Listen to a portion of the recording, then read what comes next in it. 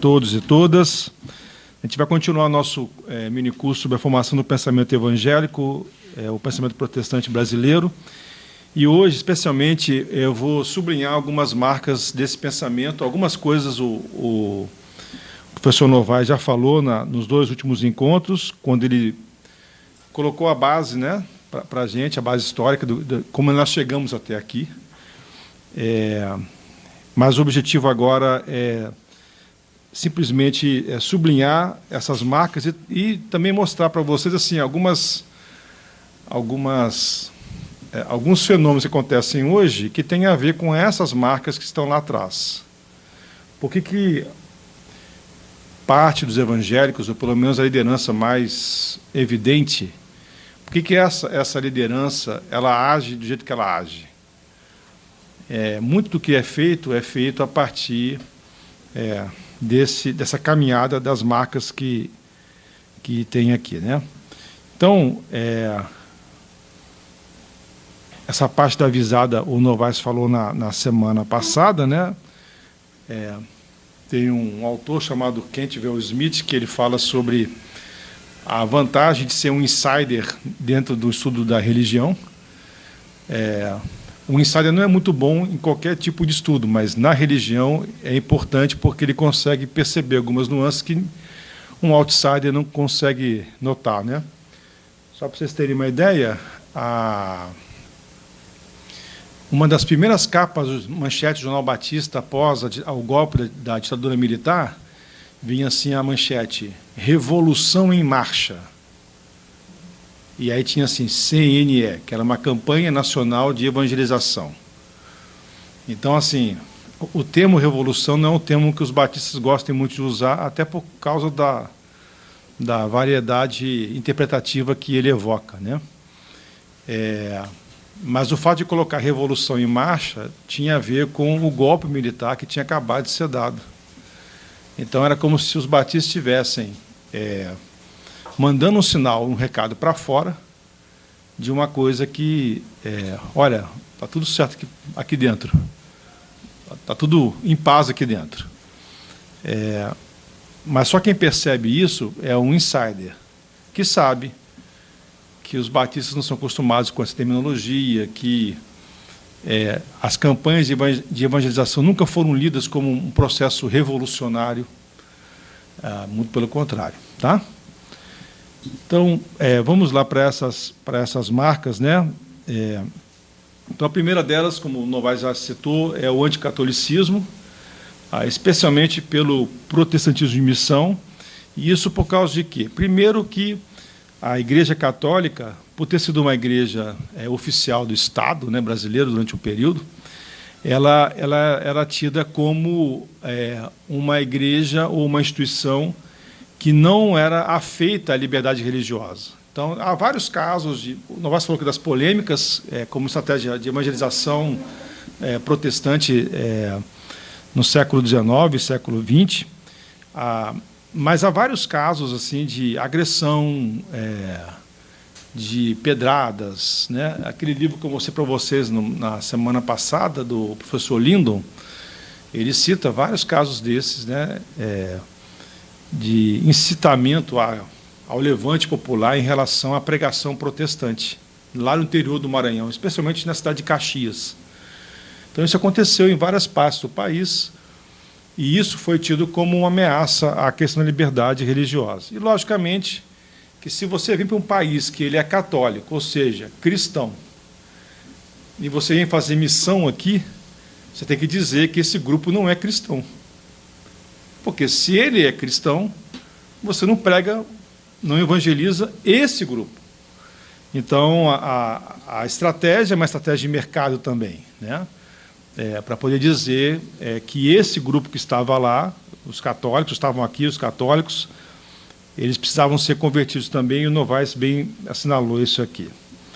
E aí tem uma coisa importante para nós que explica muito do comportamento contemporâneo da igreja, tá? Do movimento evangélico. O maior valor para o protestantismo de missão é a liberdade religiosa. Então, assim, vai ter uma ditadura, esses caras todos aí que estão, essa constelação de barões da fé, eles só vão se levantar contra se esse ditador tiver algum traço não religioso ou antirreligioso. Aí você vai ter um coral contra essa instalação.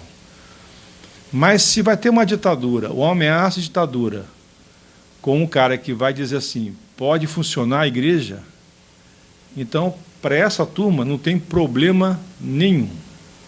Foi assim lá com o golpe militar em 64, em que boa parte das lideranças evangélicas elas anuíram o golpe e viram no golpe a garantia da liberdade religiosa, a liberdade para pregação. Então, assim, você pode sumir com a liberdade de expressão, com a liberdade de consciência, pode sumir com todas as demais liberdades, as liberdades individuais, você pode sumir com tudo isso, desde que você mantenha a liberdade religiosa. Então, por isso que qual é o foco da extrema-direita no Brasil, especialmente após a emergência do clã, né? O foco sempre olha, se não for ele, quem vem do outro lado vai acabar com as igrejas, vai fechar as igrejas, vai proibir a pregação do evangelho e tal. Você pode falar assim, mas está matando milhões de fome, tudo bem, mas a questão pode abrir igreja? Se pode abrir igreja, então está tudo certo. Se mexe na questão da igreja, aí há uma grita. Então, esse é eu sei que isso é estranho para você, também é estranho para mim, para o Novaes, tá? E para muita gente, mas é assim que funciona. Essa noção da liberdade religiosa está posicionada na cabeça dos evangélicos no Brasil, como um valor maior, tá? E aí, olha só, isso aqui é uma referência, e desculpa aí o uso do termo, está entre aspas, porque isso apareceu num semanário denominacional na década de 30, o que já mostra o traço racista estruturante na escrita. Na década de 30, circulou uma referência à Igreja Católica como asa negra, sobre a liberdade. Então, assim, é duro falar isso, né, citar isso, mas era como era visto, né? A primeira coisa, a negritude como algo muito ruim, e a segunda coisa, atribuindo à Igreja Católica essa ameaça à liberdade religiosa. Para vocês terem ideia desse anticatolicismo, a primeira recepção do fascismo de Mussolini entre os evangélicos no Brasil foi positiva. Só vira negativa quando tem notícia que Mussolini se encontrou com o Papa. Aí vira. Assim, é uma inversão automática que acontece entre os evangélicos condenando o fascismo, porque eles acham que a ditadura, então, de Mussolini vai descambar na perda da liberdade religiosa, na ênfase do espaço para a pregação somente para a Igreja Católica. Então, assim, novamente, mas é lamentável que o pessoal tenha dado força para Mussolini. Não só Mussolini, teve vários artigos, por exemplo, no Jornal Batista, que incentivavam e reconheciam o valor do integralismo de Plínio Salgado. Então, assim, mas por que tudo isso? Porque eles eram vistos como gente que garantiria a liberdade religiosa. É sempre sobre esse prisma. Então, novamente, a sociedade vai piorar, vai ter mais fome, vai ter mais injustiça, não importa. O que importa é que se garanta a liberdade religiosa. Tá? Essa leitura que o Novaes citou para a gente, né? O catolicismo como responsável pelo atraso econômico e social do país, em contraste com o norte global protestante, que era rico, né? E você não percebe nenhuma fala assim, o norte global é rico porque expropriou o sul global, né? Não existe essa fala, essa leitura. Simplesmente é como se fosse uma mística, né? Posteriormente, para vocês terem uma ideia, quando o Sarney foi presidente da República, o Iris Rezende, que era um evangélico, ele foi ministro da Agricultura. E durante 3 anos, o Brasil bateu a safra, a meta de safra. Teve quebra de safra durante os 3 anos do Iris Rezende como ministro da Agricultura. Como é que os evangélicos leram isso? Está vendo? É só ter um cara de Deus lá, que Deus abençoa e as coisas acontecem. Então, assim, esse tipo de leitura rasa é que é oferecida. Esse anticatolicismo, por exemplo, ele é visto na celebração pela nomeação ao STF do primeiro evangélico a compor a Suprema Corte no Brasil, que é o Vilas Boas, né? Ele era diácono da primeira Igreja Batista em Belo Horizonte. E ele assume, então, a Suprema Corte, fez escola de Direito lá do FMG, ele assume a sua cadeira lá. Por que é celebrada a nomeação dele? Porque com ele vai ser garantida a liberdade religiosa no país. Isso aqui, acho que é início dos anos 60, final dos anos 50, por aí, a nomeação dele. Tá? Essa nomeação muito celebrada desse pastor que está lá agora, Mendonça, foi vendida a ideia durante todo o processo, que seria o primeiro evangelho, blá blá blá. É desconhecimento mesmo da. E tem uma cena bem interessante, porque o Vilas Boas ele foi membrar na Igreja Memorial Batista de Brasília, que é uma igreja com uma construção assim, belíssima, né? A arquitetura dela, tem uns espelhos d'água, inclusive dentro do altar, né? Da plataforma. Isso aí. E é uma igreja assim, que tem assim, as figuras da República na parte evangélica normalmente estão lá. Não sempre lá, mas muitas vezes lá. E é a igreja que o pastor colocou, porque o general Ramos era de lá, e colocou o Bolsonaro de joelho. E na oração, não sei se vocês viram isso na época, na noticiário, que ele na oração pediu para Deus ajudar o Bolsonaro a ficar mais quieto, né, a falar menos.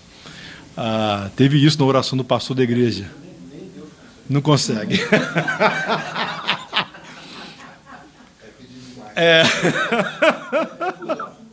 Então, tem coisas assim que são bem complicadas mesmo, né? Então, assim, tem uma cena bem interessante nessa igreja, que é um encontro, e é uma questão bem emblemática, que é justamente o Vilas Boas conversando com Aurélio Viana, senador pelo PSB do Rio de Janeiro. Os dois eram membros dessa igreja, e eles conversando, olhando para a construção do templo. Uma foto deles batendo papo. O Vilas Boas era um cara de direita. O Aurélio Viana de esquerda. Os dois, eles pertenciam à mesma igreja local, né? E não tinha problema com isso. Se respeitavam. É uma cena bem emblemática essa. Tem uma foto, eu acho que está no site da própria igreja. Eles destacaram isso justamente por causa da importância das duas figuras, né? E para a República, e também pelo fato de haver essa possibilidade de convivência sem fratricídio, né? Dentro de uma mesma igreja, o que hoje parece quase que impossível, né? Pra vocês terem uma ideia, ontem, quando acabou o culto na igreja, duas famílias falaram assim: pastor, você conhece esse aqui, fulano de tal, né? Você conhece, eu fulano, né? E aí eu falei assim, o que você acha de convidar ele para vir aqui para a igreja? Eu falei assim, eu acho que não vai dar muito certo não, porque o fulano, que é muito amigo dele, eu sei quem esse rapaz é da foto, mas o fulano que é muito amigo dele, que é muito meu amigo, disse que ele é bolsonarista radical.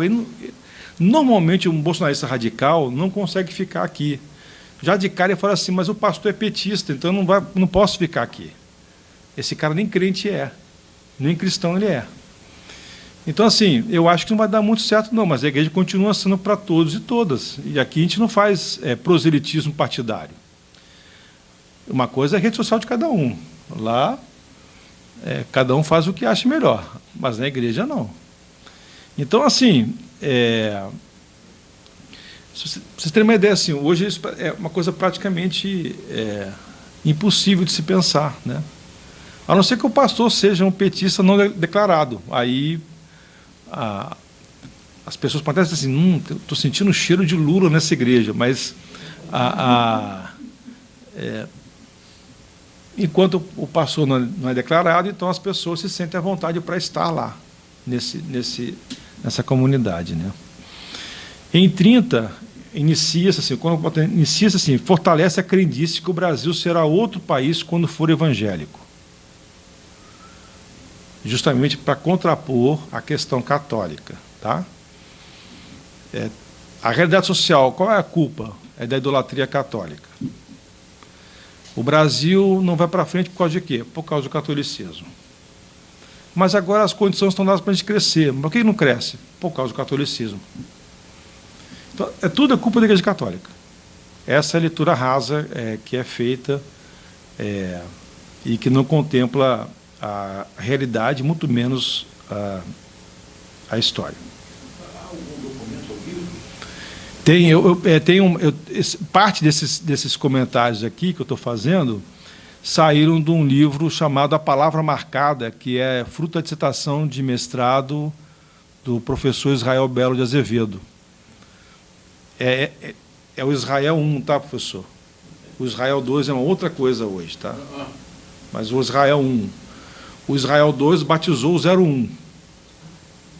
Tá? O Israel 1 não batizaria jamais não é porque ele se negaria a fazer, é porque o cara não encontraria ambiente para se sentir à vontade na comunidade com a cabeça do Israel 1. Mais ou menos isso, não, Novaes? Novaes conheceu bem também, sabe? O outro valor e marca desse pensamento é a democracia, né? Por que se defende a democracia? Novamente, por causa da garantia da liberdade religiosa. A marca de democracia, como é que se afere que uma sociedade democrática, para o evangélico, essa aferição se dá à possibilidade de abrir igrejas e de pregar onde quiser, então há democracia ali. Não é se tem acesso às condições mínimas de vida, às obrigações que o Estado tem que dar em relação à população, não é isso. É liberdade religiosa. Para vocês terem uma ideia, a Bíblia é vista como a carta magna da democracia cristã, no ideário de muitos evangélicos. Tá? Oi. Claro, Flávio. Desculpa, Flávio, Sérgio, é porque eu vou ter que sair e preciso fazer essa pergunta.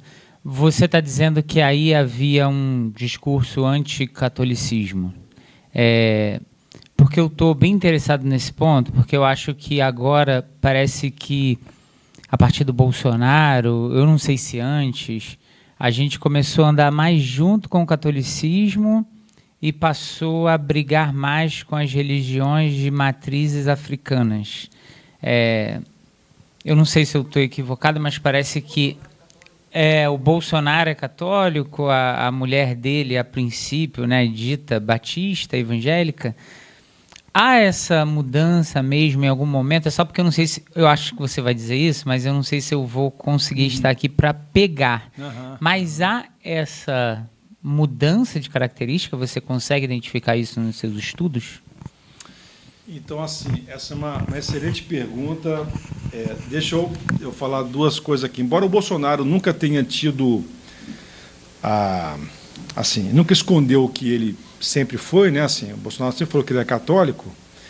Ele, de certa forma, escamoteou essa identidade católica através daquele batismo que o pastor Everaldo fez lá no Jordão, né?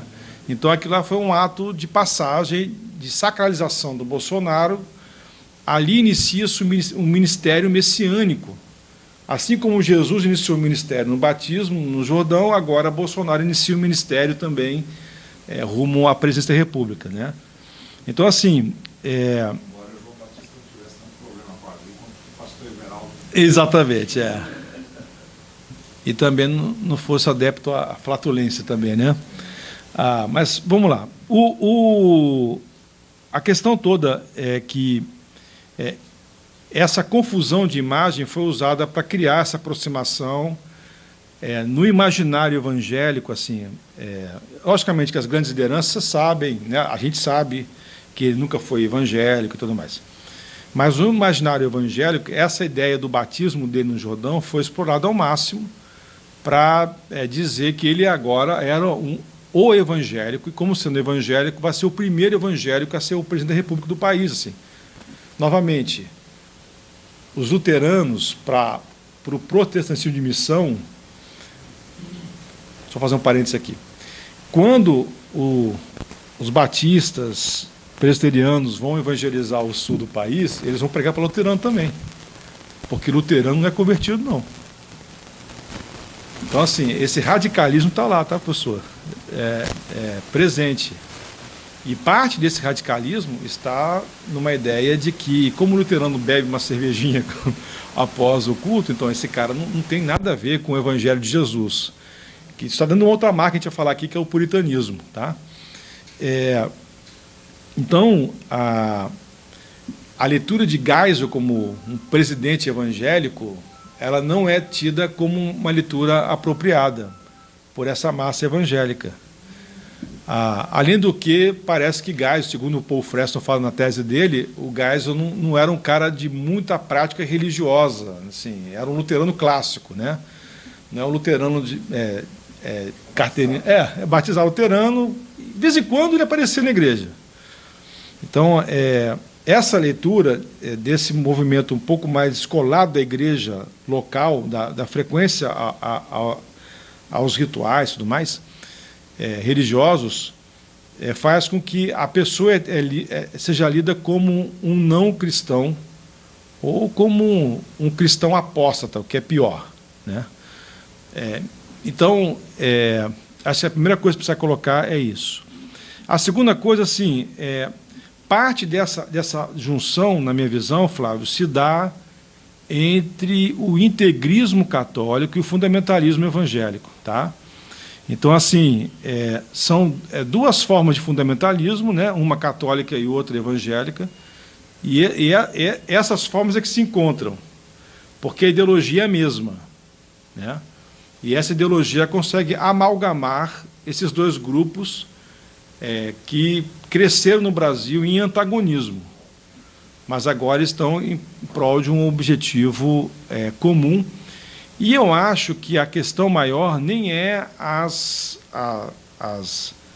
religiões afro, no sentido de tradição religiosa, mas é aquela base anticomunista, seja lá o que isso for, e com certeza também, principalmente, a pauta anti-identitária. Então, acho que isso que movimenta esse amálgama, assim. Então, esse movimento anticomunista, ele é bem presente como um elemento que une, né? E aí, assim, como as religiões de tradição afro, melhor dizendo, elas respeitam muito a questão identitária das pessoas, né? A pessoa é trans, ela não tem problema nenhum com isso, nenhum. E como boa parte, não é todos, mas boa parte da tradição afro está identificado com partidos de esquerda, que justamente são aqueles que compram a briga, né, para garantir os direitos de expressão religiosa desses grupos, logicamente que aí, acho que é a partir daí que há essa animosidade em relação a esse tipo de tradição, entendeu? Do evangelismo, assim, do evangélico protestante histórico, né? Dos neopentecostais, né? Aí já é uma questão de mercado, né? Até o Freston, ele cita mais ou menos isso na tese dele, embora ele não explore, ele vai dizer assim, olha, os batistas, falando só do Rio de Janeiro, estatística, né, na época, de 80, dados de 80, os batistas eram 6, alguma coisa do Estado.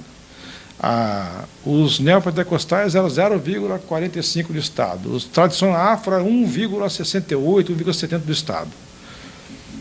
Aonde é que o cara mira? O Edil olhou e falou assim, eu tenho que botar meu canhão para algum lugar. Nessa pregação anticatólica, esses caras estão mais tempo. Eu vou botar mirando na tradição afro. E tanto é que ele faz um movimento sincrético para dar ambiência, né, primeiramente, e também para trazer esse pessoal para eles. Tá? Mais ou menos... Veja, tem leituras diferentes, tá? Mas é assim que eu vejo esse momento. Os batistas se veem, então, como, voltando aqui, como patronos da democracia, e aí, novamente, a gente falou isso na aula passada, né? Mas só para registrar, os Estados Unidos, na década de 30, era tido como o Israel moderno. Não tinha o Estado de Israel, aonde se localiza geograficamente, entre aspas, o Estado de Israel. Ele está personificado nos Estados Unidos da América, que seriam os reconstrutores de um mundo quebrantado. Então, os Estados Unidos é aquele povo que está aí, aquela nação que está aí para consertar o mundo, né? O que esses filmes da DC Comics, né, da Marvel, e outros mais, né, as séries do Stallone, né, Rambo, Rocky Balboa, todos esses, os Estados Unidos estão para consertar o mundo. Tudo é... Pois é isso aí. Os aliens, né? Quem é que vai lutar contra os aliens no dia 4 de julho, né, que é o dia da independência? Os Estados Unidos que capteiam todo mundo para lutar contra, né? Os Estados Unidos descobrem um jeito de derrubar os aliens, matar os aliens, né? Então, sempre são eles, né? Uma outra coisa que é uma outra marca do pensamento evangélico é justamente a noção de ênfase no indivíduo, né? O contraste primeiro que a reforma impingiu a salvação como aspecto da subjetividade na Igreja Católica, a Igreja salva. Há uma comparação que é feita, né? Não sei se vocês já ouviram, usando a Arca de Noé, né? A igreja incomoda bastante, né? Essas coisas que a igreja tem, essas idiosincrasias, as hipocrisias dentro da igreja. Mas, olha, é melhor estar dentro da arca do que fora, porque é a arca que salva.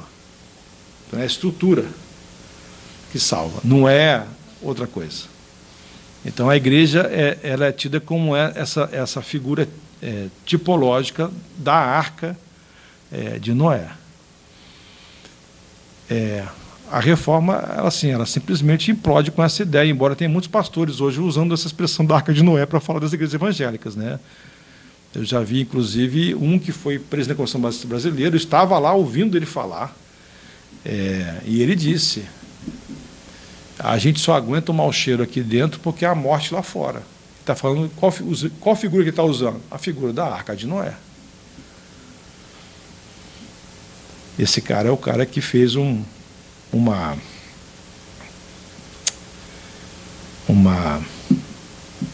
fala nas redes sociais da Convenção Batista Brasileira como presidente da Convenção, se qualificando como presidente, usando o logo da Convenção, para proclamar um jejum a partir da sua ovelha mais querida, chamada Deltan Dallagnol, para que o STF julgasse com sabedoria o habeas corpus do Lula.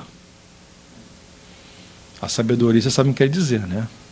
Para que o STF tivesse um encontro com algum anjo de Deus e o anjo falasse assim, vote contra, né? O habeas corpus do Lula. E aí inviabilizando a candidatura do Lula e, logicamente, inviabilizando a eleição de Bolsonaro. A ênfase na conversão individual, pessoal, e, por isso, essa ênfase individualista, ou essa exacerbação do indivíduo, trouxe como marca a ausência de proposta para a sociedade. A democracia é vista não é como um sistema de coletividade, é vista para o pensamento evangélico, na grande maioria, como um sistema que privilegia o indivíduo.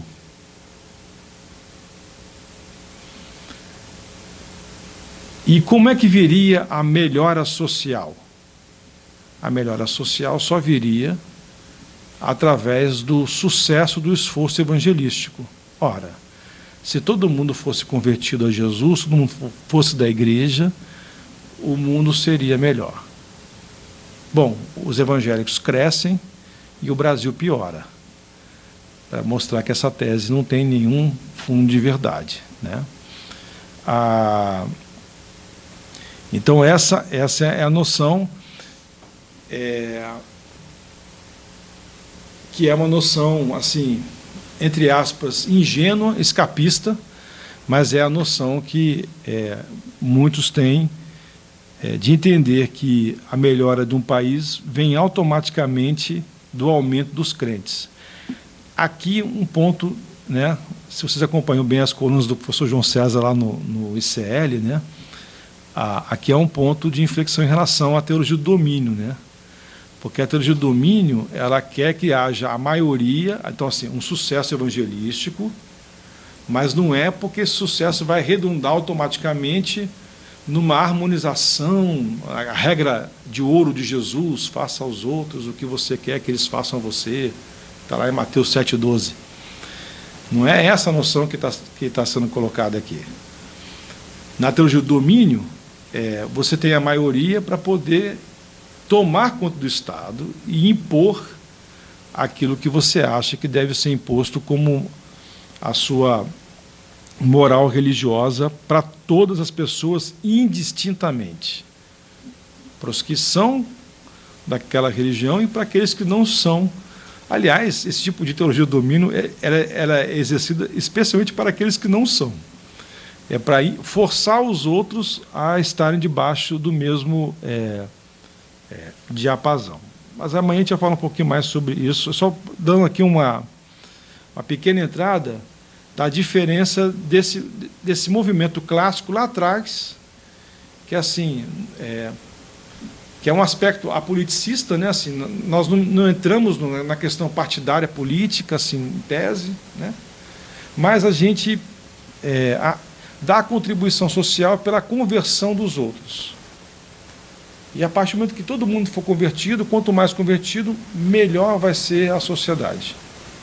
É pelo indivíduo. A consequência não é um projeto social.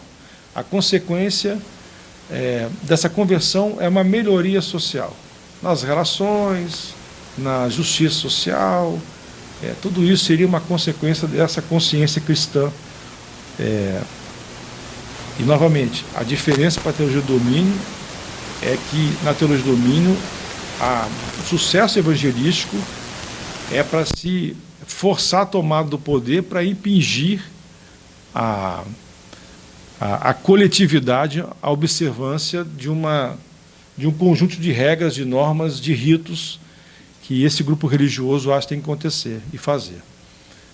Aqui, assim, é como se fosse assim, naturalmente, né? Se você é mais cristão, você vai ser mais da paz, você vai ser mais justo nas relações e tal. E aí você vê a gente se apropriando do discurso religioso evangélico, né? E até o narco... Como é que é? Narco evangélico, né? Narco pentecostal. Isso aí. Obrigado, professora.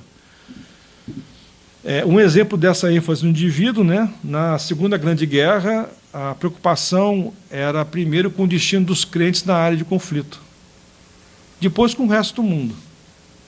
Primeiro se preocupa o que está acontecendo, como é que estão os nossos irmãos que estão lá no fronte de guerra, nas cidades onde os exércitos estão passando para cá e para lá. Então essa era a primeira preocupação deles. E depois também temos que nos perguntar sobre como é que vai estar a humanidade amanhã, o que vai ser de nós como aldeia global, vamos dizer assim, né? Então, é sempre uma questão mais particularizada por conta dessa ênfase no indivíduo e aí naqueles que são crentes também. Celebra as conquistas sociais, a melhoria de vida, mas nunca questiona o sistema capitalista. Há um reclame das questões sociais, mas não há um questionamento do sistema. Então, assim, por exemplo, as gulags mataram milhões de pessoas, o capitalismo mata de fome milhões de pessoas, mas ninguém fala sobre as milhões de pessoas que o capitalismo mata de fome. Então, é sempre esse tipo de abordagem, que é uma abordagem intelectualmente desonesta, né? Mas é assim que acontece. Proselitismo como instrumento para afastar a ameaça comunista. Então, assim, é muito interessante, para vocês terem uma ideia, os batistas da década de 60 tiveram duas grandes campanhas de evangelização. A campanha nacional de evangelização e a campanha das Américas. Quando é que essas campanhas começam? É justamente nos dois grandes movimentos do golpe militar. Primeiro no golpe, aí é a campanha nacional de evangelização que acontece, e depois a campanha das Américas em 69, logo depois do AI-5. E por que isso, né? Porque se tinha que um evangélico jamais seria comunista. Então, a melhor forma da denominação batista, e, logicamente, não só ela, mas os demais grupos, contribuírem com os militares no poder, era ser bem-sucedido no programa de evangelização, de conversão do país ao movimento evangélico. Porque ali estaria a vacina contra o comunismo. Primeiro, por causa da liberdade religiosa, que era a questão central, que era batida, e lembre-se, o comunismo pensa a partir do grupo. Os evangélicos estão pensando a partir do indivíduo. Então, cessa essa possibilidade de abertura para qualquer tipo de doutrinação, entre aspas, comunista. Então, veja, os movimentos acontecem par e passo com os movimentos principais dos militares. Isso, todos nós podemos dizer que é um acaso, mas não me parece ser um acaso. Tá? Uau. Essa campanha de evangelização de 1965 dos batistas, que procurava unificar programações de evangelização no Brasil inteiro, ela tinha como tema Jesus Cristo, a única esperança. Então, quando teve o golpe de 64, o presidente da campanha, que era o Rubens Lopes, que era pastor de uma igreja em São Paulo, e que foi o presidente da campanha, ele teve o trabalho de ir a Brasília, uma reunião, no encontro com Castelo Branco, para explicar, porque vocês vejam também que tipo de saia curta, de saia justa, para explicar que Jesus Cristo, a única esperança, não era um contraponto ao golpe de 64 que tinha acontecido pouco antes, como se os batistas estivessem fazendo uma crítica. Teve o golpe aqui, os militares assumiram o poder, aí vem os batistas dizendo Jesus Cristo é a única esperança. Para evitar esse mal-entendido, ele foi a Brasília para explicar que uma coisa é o mundo espiritual, outra coisa é o mundo político. Rubens Lopes. Foi um dos maiores presidentes da Convenção Batista Brasileira. 14 vezes seguida. Foi o único presidente que foi 14 vezes. E era um grande orador. E tem um outro detalhe, que é a visita que ele fez ao então governador da Guanabara, na época, Carlos Lacerda, que foi um grande apoiador do golpe de 64, um apoiador logo de primeira, que depois entrou pelo cano porque foi cassado, né?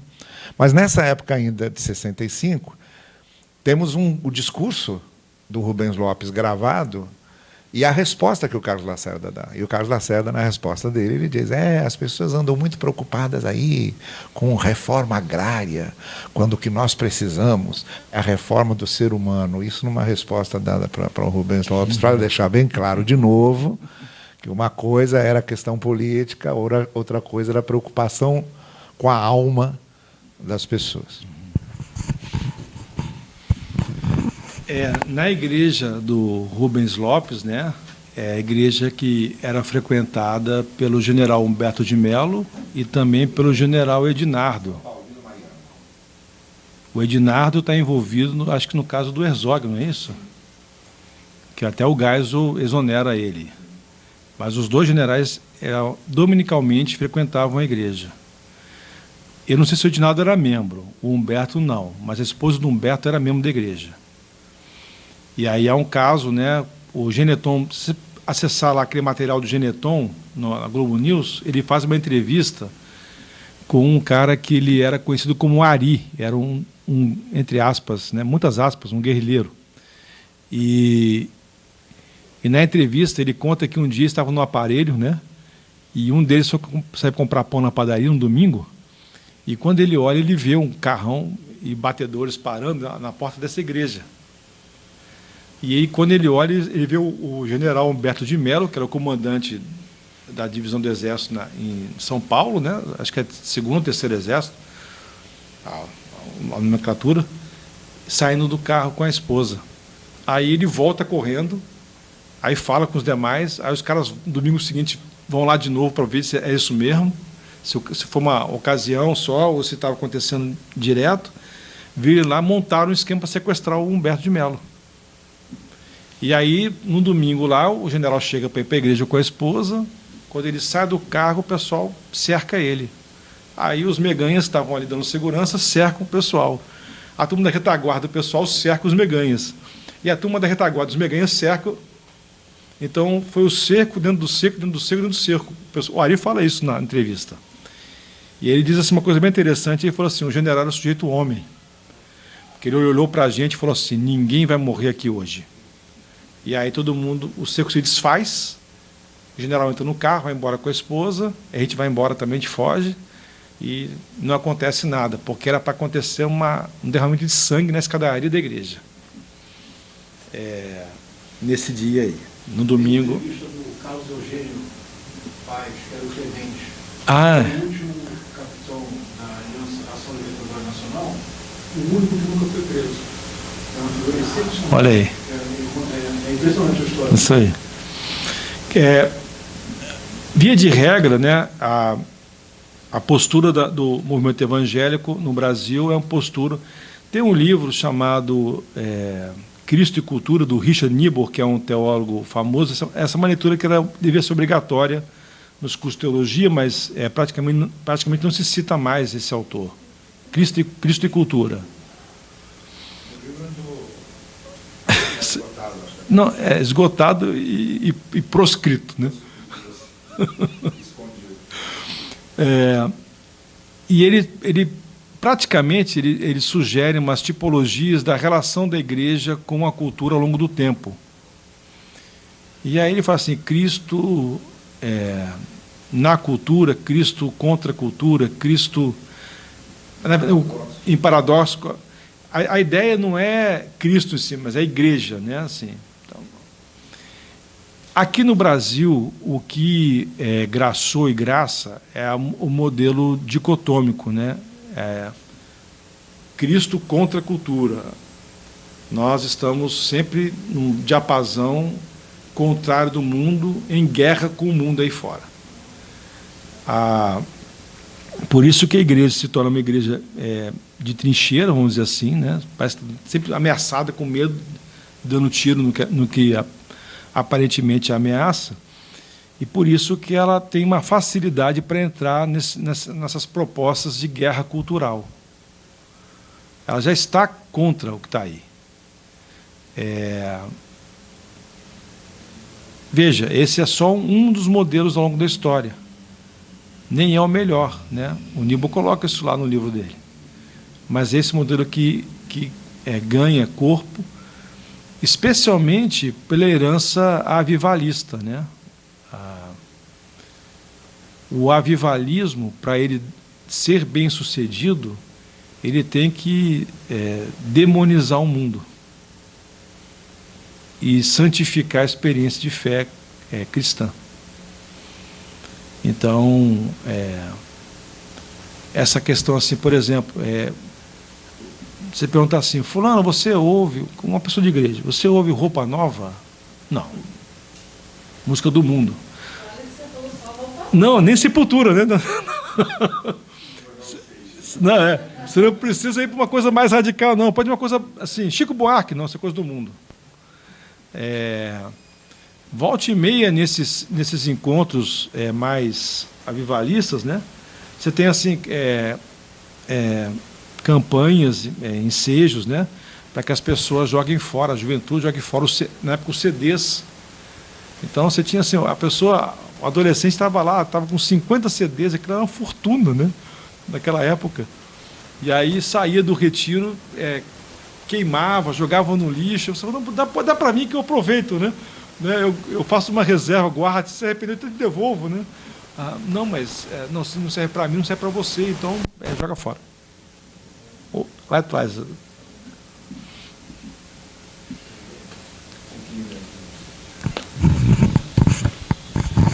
O Ellison, deixa eu fazer uma pergunta, Sérgio. A Igreja Católica sempre foi conhecida por um apreço às artes, seja nos tetos das basílicas, seja nas obras que eram feitas. A gente tem Aleijadinho aqui, por exemplo, obras...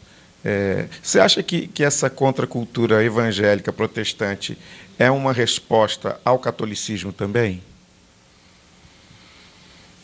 Veja, a iconoclastia, ela é... O Novaes pode até falar melhor sobre isso do que eu, assim, mas assim, ela é uma das formas de distinção e de pregação da reforma radical,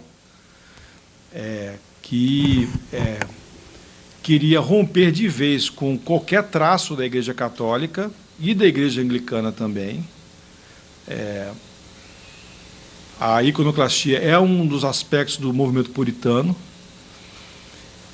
e que via com suspeição qualquer tipo de representação ou proposta de representação do divino. Porque toda representação era idolatria. Então, assim, uma arte, ela é uma idolatria. Então, eu acho que é mais ou menos por aí que transita, mas acho que o Novaes pode complementar isso aí bem melhor a partir das leituras que ele tem. A maneira como se conceitua idolatria, como o protestantismo conceitua idolatria, é bastante problemática. Bastante problemática. Que a idolatria seria qualquer representação do sagrado. Só que a gente sabe que essas artes nos vitrais das catedrais, nos quadros, era uma representação das histórias bíblicas, dos personagens bíblicos, num tempo, muito especialmente, que as pessoas não tinham acesso fácil ao que estava escrito. Então, elas tinham acesso às narrativas bíblicas através desses desenhos. Então, a primeira intenção era didática. Era didática, não era litúrgica, não era doxológica, era didática. Então, aí como o Sérgio falou, mas do ponto de vista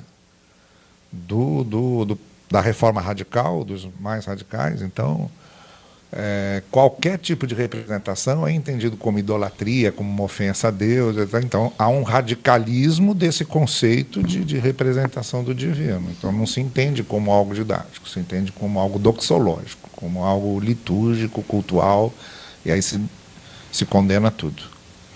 Eu estou lembrando aqui, Auerbach vai dizer que, numa de suas obras, que durante a Idade Média, uma das formas da igreja manter viva as narrativas bíblicas, já que o pessoal não sabia ler e também não tinha acesso ao texto em latim, porque mesmo que soubesse ler na língua pátria, não conseguiria ler em latim, uma das formas da igreja manter as tradições narrativas vivas eram as representações, né? Os teatros que eram feitos, né? Em datas especiais para relembrar aquelas narrativas da Bíblia. E assim que as pessoas guardavam as histórias. É o que o Novaes falou aqui. E que com a reforma, por exemplo, radical, esse tipo de coisa... Tanto que, assim, você vai lembrar, Wellington, assim, teatro em igreja evangélica é uma coisa, aqui no Brasil, entre aspas, recente, né? Assim, você não tinha muita abertura para isso. Hoje todo mundo tem teatro, mas final dos anos 70, assim, você quase não via grupo de teatro. É isso aí. Ilustrar. Você pode pensar em ilustrar os personagens bíblicos. Tem um hino na Inódio Batista agora, desse novenário, que usa Barnabé como exemplo de fé, a figura de Barnabé do Novo Testamento, e muitos criticam. Como é que vai exaltar Barnabé com um hino? É uma idiotice, porque o hino não é para um dos hinos mais difíceis de entrar no pesado. É isso aí. É por causa dessa dificuldade. Outra marca do pensamento protestante é o milenarismo, né? Aí como um convite à fuga da realidade, a ênfase escatológica como controle social e inserção política, né? Porque assim, a gente até comentou isso aqui no en passant, na semana passada, dentre as muitas correntes escatológicas que existem, a que é menos aceita pelos teólogos é a que é a mais popular, que é a corrente pré-milenista dispensacionalista, que ela traz uma... Assim, eu vou chamar a filosofia da história com muitas aspas, porque isso não pode ser uma filosofia da história, porque ela divide a história em 7 dispensações e marca essas dispensações com nomes, né? Que são os nomes da ação principal, né? Graça, por causa de Jesus, queda, por causa do relato endênico, e por aí vai. E a última, ou a penúltima dispensação seria a ideia do milênio, né? Mas um milênio literal, em que Jesus assumiria o controle do mundo, né, a partir de Jerusalém, tendo um trono lá, e ele sentaria nesse trono e governaria por 1000 anos. Isso seria um tempo de prosperidade, paz mundial, até o momento que viesse o diabo e os seus, e teria a batalha do Armagedon, uma batalha literal, em que todo mundo sairia lenhado, mas vitorioso nessa batalha. Do lado de cá, né? É interessante porque essa mesma ênfase, que encontra várias lacunas na teologia bíblica, né? A principal delas é assim, que o próprio Apocalipse diz que Jesus desbaratará o inimigo com a palavra que sai da sua boca, ou seja, não vai ter uma guerra, ninguém vai dar golpe de jiu-jitsu em demônio, não vai acontecer isso, embora isso esteja no imaginário popular, tá? A ideia ali é que a palavra de Deus, a fala de Deus, ela tanto cria como acaba com as coisas. É isso que o Apocalipse está dizendo. Mas, para poder manter a cultura popular, né, e aí tem os filmes, né, deixados para trás, se você puder, assista. Assim, dá um medo, tá? Mas veja com muita... Isso.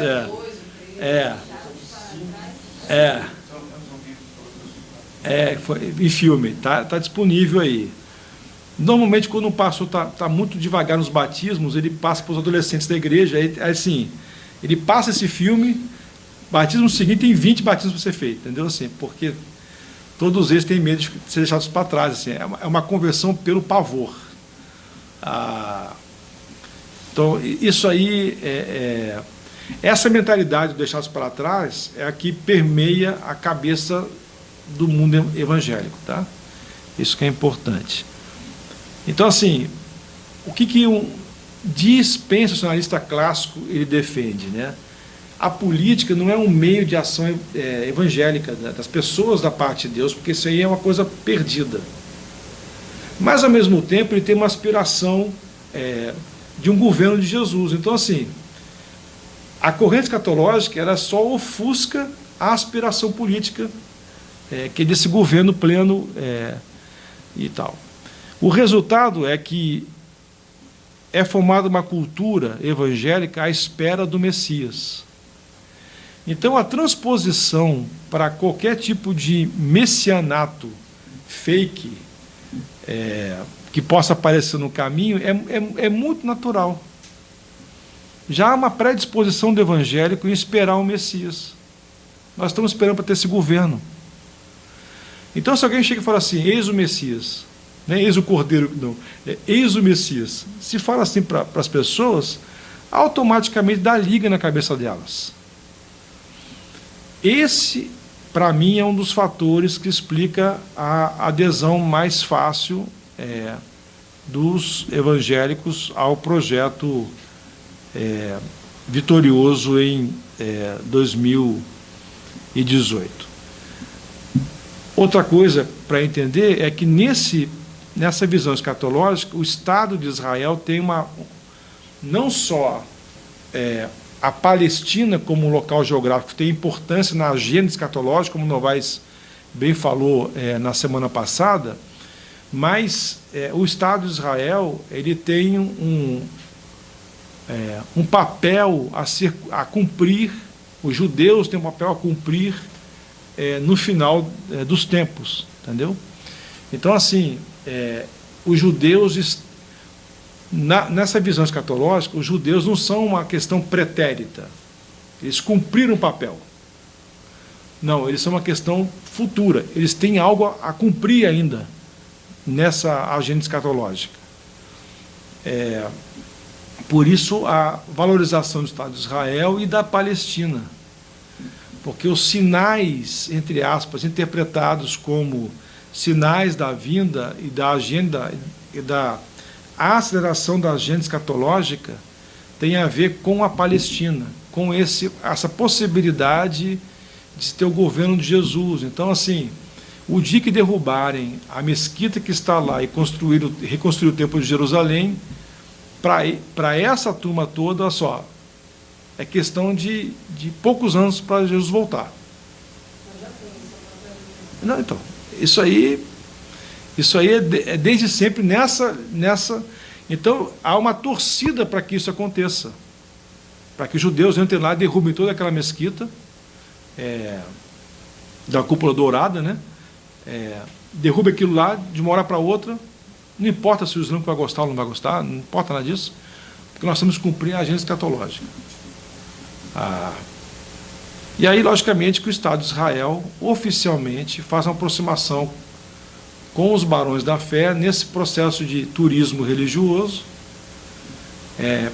para fomentar uma visão positiva do Estado de Israel, né?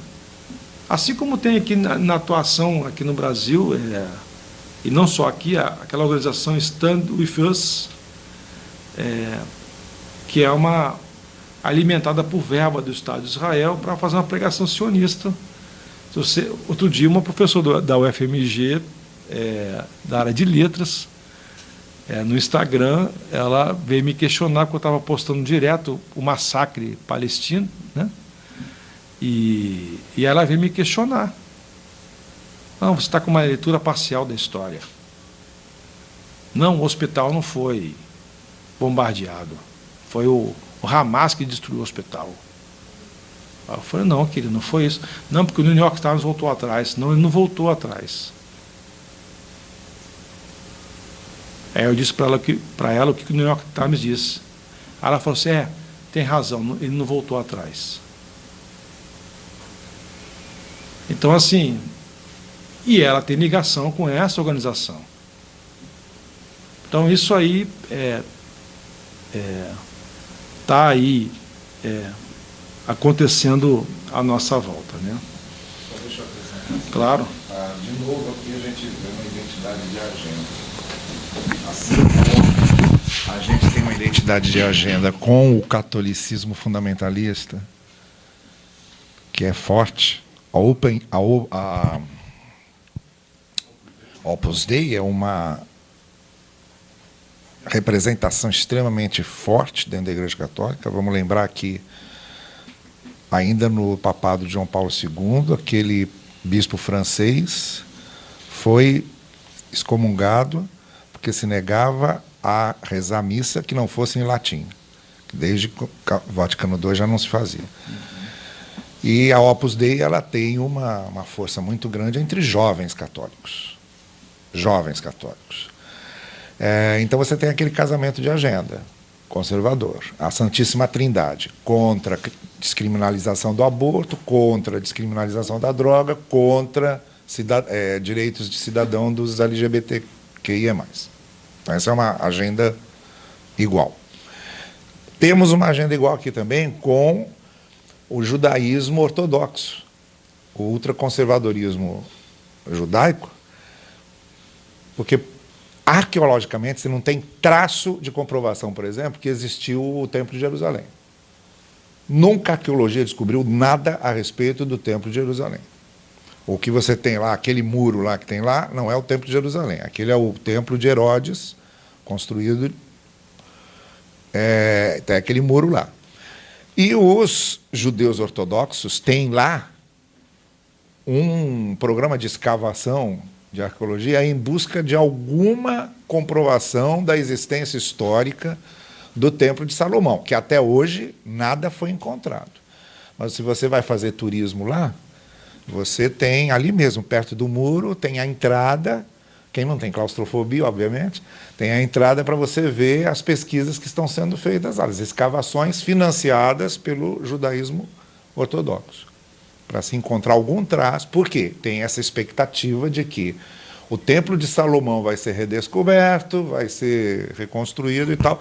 Aqui, de novo, você tem uma identificação de agenda, que é o fundamentalismo milenarista com o judaísmo ultra-ortodoxo, na intenção de trazer essa ideia de um reino de Deus que seja político. Porque não é outra coisa senão um renascimento de uma coisa que, na pregação de Cristo, ele fazia questão de dizer que não, o reino de Deus não está aqui nem lá, está dentro de vocês e ponto final. Mas a ideia de um reino político, de vez em quando, renasce, e renasce dentro dessas perspectivas milenaristas. Outra marca, o anticomunismo, fascismo e comunismo são interpretados como polos a serem evitados. Há uma representação num semanário desses, né, de denominação, que é o comunismo como se fosse um pitbull.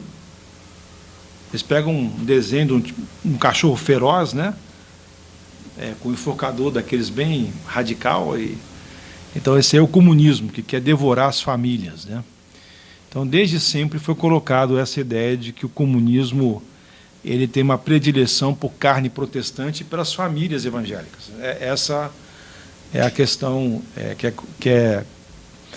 que foi esse imaginário que foi criado, né? É colocado como a fé cristã e o comunismo como incompatíveis. Se são incompatíveis, você não pode ter um pastor de esquerda. Não pode ter um seminarista de esquerda, porque isso não tem como... são termos excludentes na visão de boa parte dos evangélicos. Estava lá atrás, com a queda do Muro de Berlim, parece que arrefeceu um pouquinho, mas agora voltou nessa campanha da extrema-direita no mundo. Um ponto fora da curva, o Luiz Carlos Prestes fez uma reunião com os evangélicos, só que ele tem um problema na reunião, até para o professor João César, que um relato que foi desse pastor chamado Luciano Lopes, ele conta dessa reunião e diz que o Luiz Carlos Prestes falou que a religião tem que acabar com a religião. Então ele faz um encontro com lideranças evangélicas e fala, nós temos que acabar com a religião. Então, assim, em vez de promover o diálogo, ele piora a situação, tá? E uma outra coisa que é importante falar, nessa senda e sanha anticomunista, é que ele é ligado à imoralidade sexual. Aí, automaticamente, isso tem a ver com o próximo ponto. O último ponto tem a ver com a outra marca, tá? Que a gente já fala do puritanismo, né? Pode falar, professor. Está aqui. Márcia, professora da Unirio. Recentemente eu peguei uns livros na Unirio até para poder, né, fazer um levantamento para minha pesquisa, e aí eu peguei um livro da professora Maria das Dores Campos Machado, chamado Política e Religião. E aí, em um determinado ponto, eu acho que era o calor do momento, o livro acho que é de 2010 ou 2002, assim, algum, né, sei lá, uns 10, 15 anos atrás. E nesse livro fala dessa relação do PT, por exemplo, com os evangélicos, porque tem vídeos, né, que já circulam aí, por exemplo, do Silas Malafaia participando. Então, assim, eu queria saber, você que provavelmente vivenciou isso, né, percebeu isso, como é que houve, se isso foi um movimento também fora da curva desse momento de 2002, 2006, desse primeiro governo petista, né, do Lula, com esses políticos, se ali já era um movimento político para começar a ganhar um pouco mais de corpo, né, porque depois o Malafaia passou a ter muita influência em várias eleições, ou assim, se isso foi um movimento estritamente voltado para o pentecostal, ou se... eu queria, né, se você lembrar, se você tiver como assim, trazer alguma coisa a respeito disso. Porque eu fiquei curiosa, porque eu não me lembro muito desse momento, porque o que ficou muito forte para mim foi esses últimos anos, né? Mas houve esse movimento anterior, né? Então, vamos lá. Uma excelente pergunta a sua. Primeiramente, assim, pouco se fala, mas há lideranças evangélicas na formação do PT. Muito se diz que o PT tinha católicos na sua fundação. Mas isso é verdade, tinha. Mas também tinha lideranças evangélicas na sua fundação. Eu até pedi recentemente ao Paulo Okamoto, da Pessoa Abramo, para ele conseguir a ata de fundação do PT para passar um pente fino e ver quem são as lideranças evangélicas que estavam lá, na fundação do partido. Porque, assim, tem várias pessoas no mundo evangélico, não só aqueles que ganharam visibilidade política, como Lisânias Maciel, mas tem vários líderes evangélicos que estavam lá apoiando o PT desde sempre. Entendeu? Pastores aqui, o reitor do Seminário do Sul, na fase áurea do seminário, a fase mítica do seminário, que nunca mais vai se repetir, o Davi Malta, ele era um petista. Se de carteirinha ou não, não sei, viu, Novaes? Mas ele estava sempre... Sempre foi... sempre teve ligado a candidatos de esquerda, do PT. Nem PDT, assim, só um vereador que era ex-aluno dele e tal, que ele dava um apoio de vez em quando, o Hélio sabe o que eu estou falando, mas assim, PDT, tá? Mas assim, a preferência dele sempre foi o PT. E você tem outros pastores, né? Eu me lembro do meu saudoso pai, que em 82, na eleição para governador aqui no Rio de Janeiro, o chevetinho dele tinha 2 adesivos. Assim. Na época eu não entendia muito bem assim, a complexidade daqueles adesivos, né? Mas assim, o primeiro adesivo era uma tirinha, 2 tirinhas, né? Então, do lado de cá, a solução é Jesus Cristo. E do outro lado, Lisânias Maciel, PT, para governador. Então, assim, eu achava, hoje eu olho para trás e falo assim, isso era uma maluquice, nós estávamos em ditadura militar, e estava andando com... tem documentos da CNI mapeando meu pai, meu falecido pai, eu já vi os documentos. Não só ele, mas outros também. Então, assim, o que acontece é que havia um estigma, assim, por causa dessa formação anticomunista, em relação àqueles que tinham simpatia pelo PT e que eram ligados ao PT desde sempre, por exemplo. Mas se quando acontece a eleição do Lula, há um movimento, acho que o Otávio Guedes fala bem assim, existe um centrão gospel, né? Esses caras do centrão gospel, eles estão com quem está no poder, que vai abrir as portas para o movimento patrimonialista deles, né? De investimento e tal. Vocês estão vendo o bafafá que deu aí agora, que o Globo deu, que um pastor na Barra da Tijuca recebeu não sei quantos mil reais de verba Pix do Ramagem como deputado federal e tal, mas não sei quantos mil reais de outro deputado. E aí o pastor foi para gravou um vídeo dizendo não é bem isso, não recebi, e se eu receber, qual o problema? Eu estou botando dinheiro para recuperar drogado, ou drogado não é gente e tal. Então, assim, o razoado é esse, tá? Se o dinheiro vai para o drogado mesmo ou não, isso é uma outra conversa, mas o arrazoado é esse. Então, assim, houve essa acomodação. Quando é instituído pelo Lula, o Lula assina o Dia da Liberdade Religiosa, o vídeo da assinatura, estão todos lá. O diretor executivo da Convenção Brasileira, naquela época, que é o mesmo que estava até há pouco tempo, até alguns meses atrás, nessa função, estava, a Câmara mostra ele lá. Os presbiterianos estavam lá, os metodistas estavam lá, estava todo mundo lá, no Planalto. Silas Malafaia estava lá. Todo mundo estava lá. O que acontece depois disso assim, esses caras começaram a perceber que um projeto mais radical tinha maior viabilidade de acontecer, e eles acoplam das figuras do PT. O Silas Malafaia tem uma reunião que ele está com Lula, que é inesquecível. Ele está com um terno amarelo ovo. Assim, inesquecível isso, né, por causa da vestimenta. Se ele põe um terno mais sóbrio, ele passa, assim, você esquece, mas o amarelo ovo não tem jeito, você nunca mais esquece. Ele é um pintinho amarelinho. Inspirado no Luciano Hang. Possivelmente. Então, assim, ele é um pintinho amarelinho no meio dos outros ternos.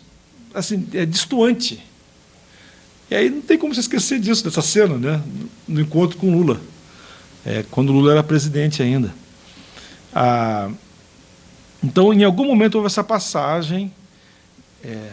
E aí, professor, eu acho que parte disso, eu vou falar mais amanhã, mas assim, parte disso está nessa virada, investimento fundamentalista que aconteceu aqui no Brasil, que conduziu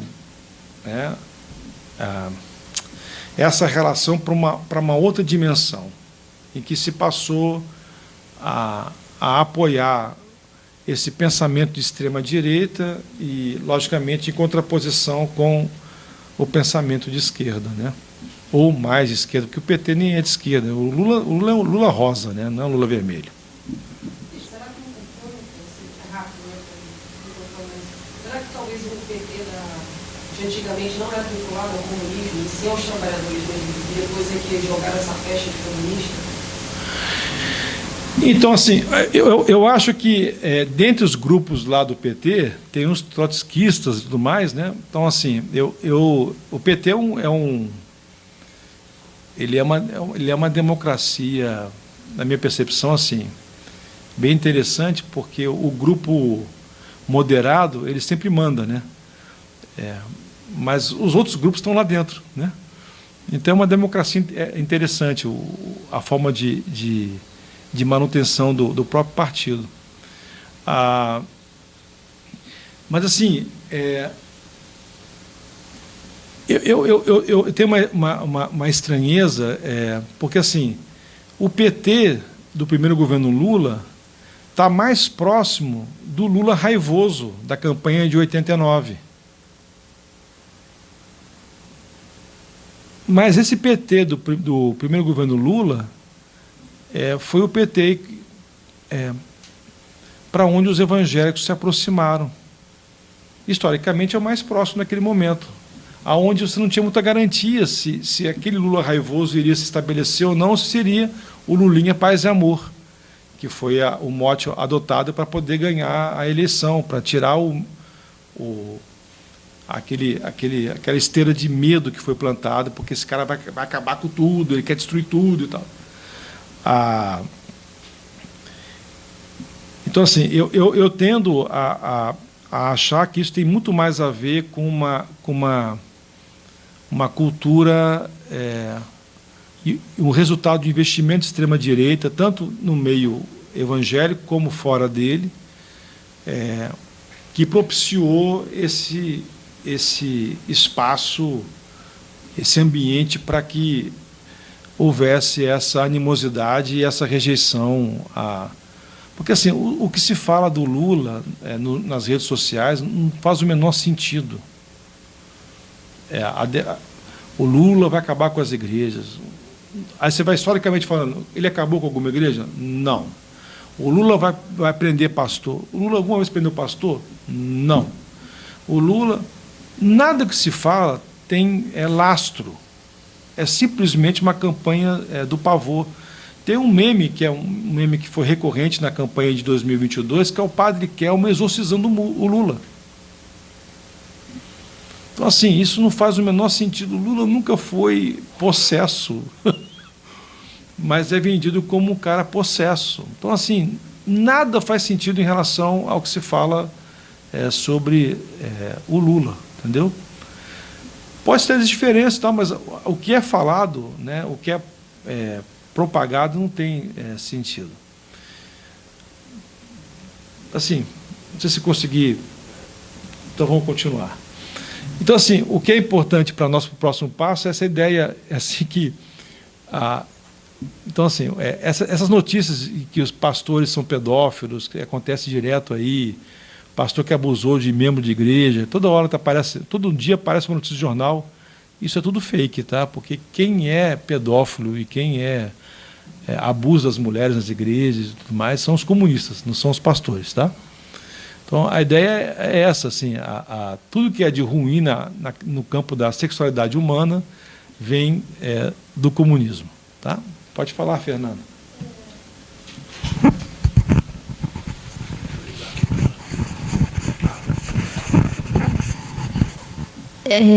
Você vai entrar no ponto agora do puritanismo, mas no tópico anterior, o último item falava sobre o comunismo ligado à imoralidade sexual. Uma incoerência que eu vejo muito, porque assim, adota um discurso totalizante de que toda a comunidade LGBT é de esquerda. E tem muito, isso não é verdade, né? Vocês vão ver pessoas da comunidade LGBT que são de direita, são de centro, mas o campo da esquerda partidária adotou como pauta os direitos fundamentais dessa comunidade. Só que, ao mesmo tempo, quem faz esse tipo de discurso de que o comunismo é ligado à imoralidade também movimenta em páginas de redes sociais da Revolução Cubana, de quando caçavam homossexuais. E aí você percebe a incoerência do discurso. Bem, se o comunismo é ligado à imoralidade sexual, principalmente está associado à questão da comunidade LGBT, como é que em revoluções de esquerdas eles vão estar matando, perseguindo, torturando homossexuais? Isso também... E eu já fui questionada sobre isso, né? Mas por que tanto a comunidade LGBT... Já fui questionada porque eu sou casada com uma mulher, eu faço parte da comunidade. Então, já me fizeram essa pergunta. Por que LGBT gosta muito de Che Guevara, de usar a blusa de Che Guevara? E aí a minha pergunta, eu não sei te responder por que gosta, porque eu também não sei responder porque eu conheço LGBTs que apoiam politicamente candidatos que são totalmente contrários a sua própria vivência, a sua própria existência, né? Então, assim, eu não sei responder, mas uma coisa, é um discurso incoerente, né? Que o comunismo apoia a imoralidade sexual, mas também eu vou dizer que ele também ataca a comunidade LGBT. E aí eu não sei como é que você enxerga essas questões assim dentro do âmbito religioso evangélico. Então, tudo aquilo que sai do papai e mamãe para o meio evangélico é promíscuo. E então a ideia a sexualidade é só para o casamento, e não é só depois do casamento, porque você não pode ter outras pessoas. Você casou, você não pode ter outras parceiras além da sua esposa. Então, é só para o casamento. Havia um tempo que o pessoal falava assim, não, o sexo é para depois do casamento, mas aí o cara casa e pode ter várias, depois que casou. Até casar não pode ter nenhuma, mas depois pode ter várias. Aí alguém, não, sexo é só dentro do casamento. Aí particularizaram ainda mais o discurso. Então, assim, qualquer outra coisa é vista como uma noção de moralidade. E aí, Fernanda, eu te agradeço muito a contribuição, porque tem duas coisas que eu queria falar. Você está falando, está lembrando duas coisas. Primeiro, assim, na época da ditadura militar, tinha gente sendo torturada e tudo mais, ninguém falava sobre isso. E aí há um episódio no meio dos batistas, né, em que a Convenção Batista vota um documento para entregar ao presidente da República. E é um documento condenando a imoralidade sexual, a pornografia, que estava crescendo no país e que isso ia destruir as famílias, destrói-se a célula máter da sociedade, destrói a célula máter e destrói a sociedade inteira brasileira. Então, essa era a tese do documento. O documento tem uma linguagem até rebuscada, ele é um documento bem feito, tá? Esteticamente, ele é bem feito. O teor dele é horrível, mas esteticamente ele é bem feito.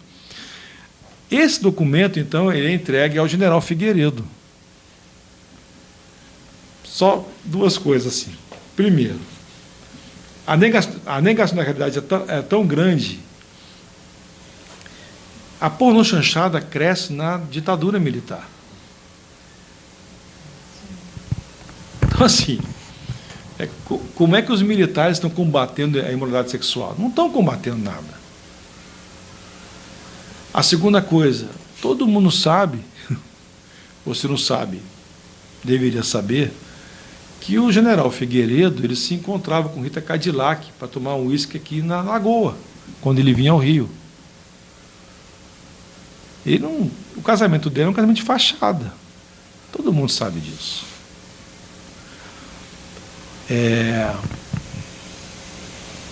Alguém pode dizer assim, escolheu bem, né? Rita Cadillac, no tempo áureo dela, né? O general Figueiredo era um cara esperto, né?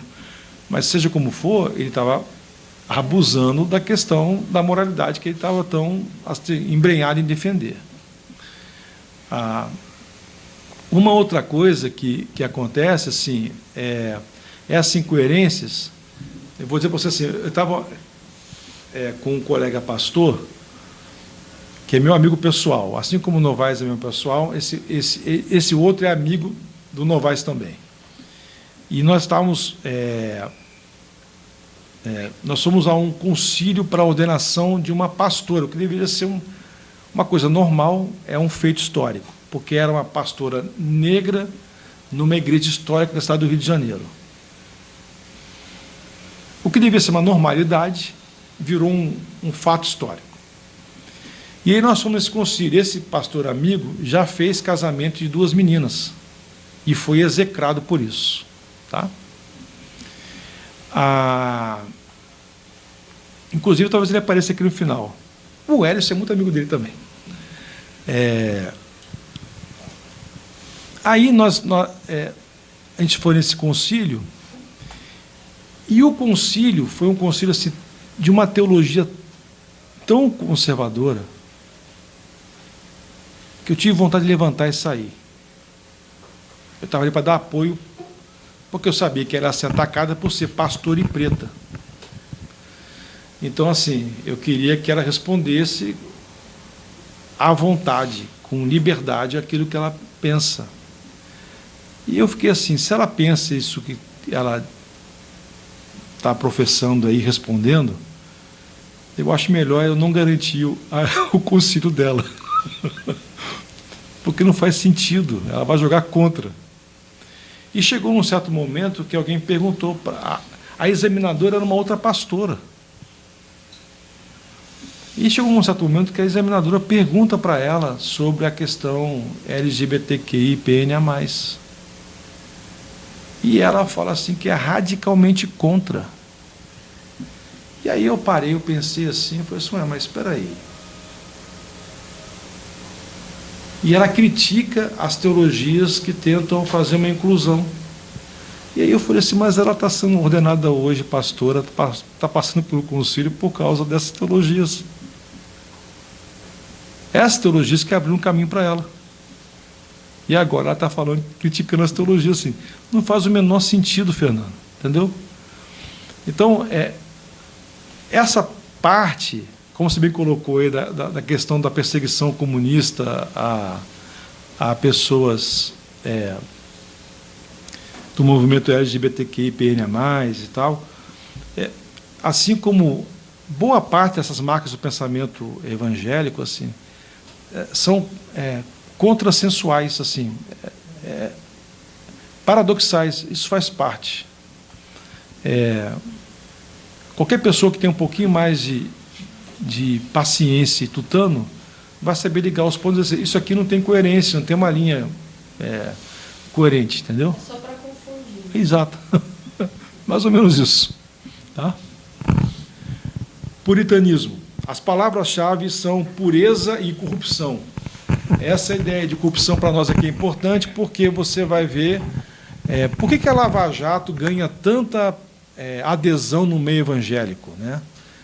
Nós estamos limpando o país da corrupção, do pecado. Tá? A corrupção aqui não é só uma questão de desvio de dinheiro, é pecado. Então, essa palavra corrupção no meio evangélico é lida como pecado. Então, assim, isso é importante para nós, para você entender o porquê é que o Dallagnol foi incensado no meio evangélico, né, como uma pessoa assim, um anjo de Deus que está lutando fazendo uma cruzada contra o pecado institucional ou político, limpando esse país. Tinha que ser um evangélico para fazer isso. Novamente, entendeu? Essa é a noção que está por trás. E de novo, sabemos desde sempre que Maluf era um grande corrupto, Antônio Carlos Magalhães era um grande corrupto, tudo isso. Mas nunca houve um discurso anticorrupção com referência à direita, como houve com referência da galera. Muito bom. O Maluf, ele não tinha pastores de grandes igrejas no púlpito falando, Lava Jato, falando para não votar em Dilma. Não, nenhum pastor nunca se levantou para não votem em Maluf porque ele é corrupto. Nunca houve esse tipo de pastor de batistas de igrejas grandes que levantou para falar para não votar em Maluf. Então, só um parênteses aqui nisso que o Luiz falou, assim, para vocês entenderem o drama, e mais uma contradição, tá, Fernando? Veja. É só. A incoerência disso tudo é a incoerência. Então, por exemplo, quem inaugura no meio batista o uso do púlpito no culto dominical para malhar o PT é o pastor Pascoal Piragini Júnior, que era pastor na PIB de Curitiba. Piragini. Gine. Tem um artigo da Andréia Silveira, que é doutora em Ciência da Religião pela UFJF, que ela faz uma abordagem muito boa sobre esse discurso do Piragini, e ele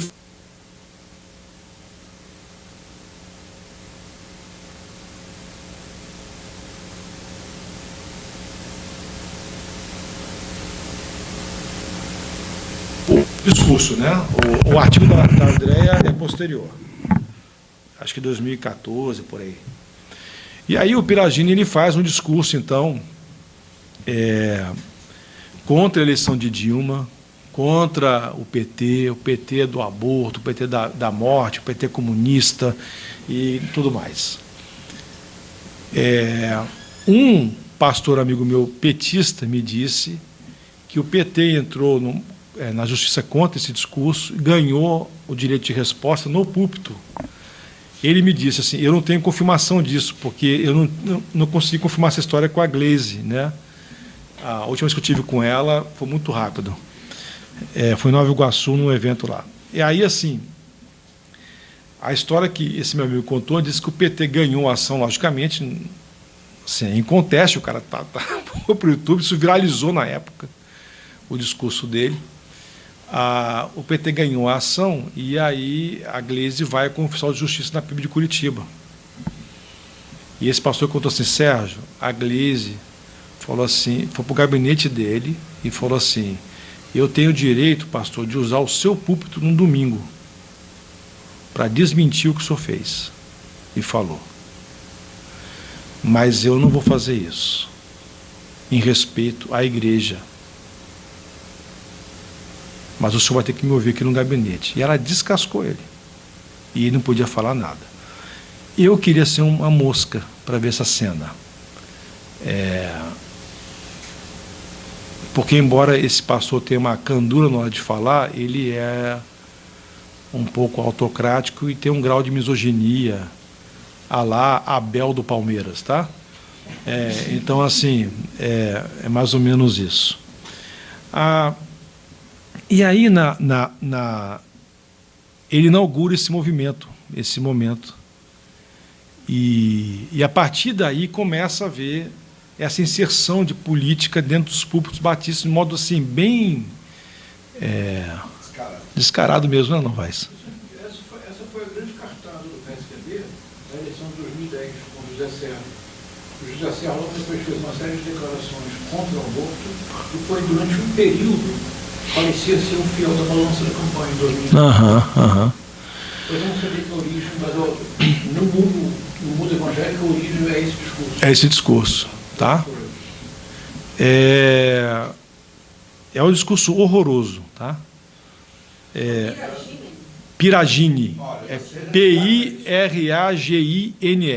Resgata isso no YouTube, se botar lá, PIB de Curitiba, primeiro Igreja Batista, né? PIB de Curitiba, Piragine, Dilma, aborto. Com certeza você chega lá. Só lembrando que a Universal, pouco antes, também começa uma cruzada contra o PT, demonizando o PT, demonizando o Lula. Já tinha um projeto de poder, a Universal já tinha um projeto de poder que começa lá no final dos anos 1990, aliás, no início de 1990, um projeto firme de poder, com o bispo Rodrigues, que era o segundo homem da... Rodrigues estava lá no dia que o Lula assinou a liberdade religiosa. Estava sentado na fileira. Isso aí, primeira fileira. E o bispo Rodrigues era o segundo homem da Universal, que seria alçado, ele era deputado, foi deputado federal, seria alçado a senador, e depois a tentativa era que ele chegasse à presidência, mas aí ele foi desmoralizado, porque as questões de corrupção foi incluídas, etc. Então, assim, esse movimento de combate é um movimento que se instala no meio evangélico para... Veja, assim, tudo em Curitiba, né? A primeira vez que é falado, o Dallagnol é de uma outra igreja de Curitiba, do Bacaxeri, Batista também. O pastor do Bacaxeri foi esse que fez o vídeo proclamando o jejum pelo STF, para que o STF não desse, então, o habeas corpus do Lula. Um outro pastor, que era ligado mais à esquerda, faz um vídeo também pedindo a mesma coisa pela aliança evangélica, o Valdisto Ernagel. Foi uma surpresa descobrir esse vídeo. Eu descobri esse vídeo recentemente. Então, assim, nem sabia que tinha esse vídeo, mas ele faz o mesmo teor de vídeo. Não foi uma surpresa descobrir a posição dele, foi uma surpresa descobrir o vídeo, entendeu? Porque esse pastor, que estava mais ligado aos progressistas evangélicos, ele andou muito com meu pai, com Caio Fábio, com Ricardo Gondim, com Ariovaldo Ramos. É isso. Ele é um dos cardeais da Teologia da Missão Integral.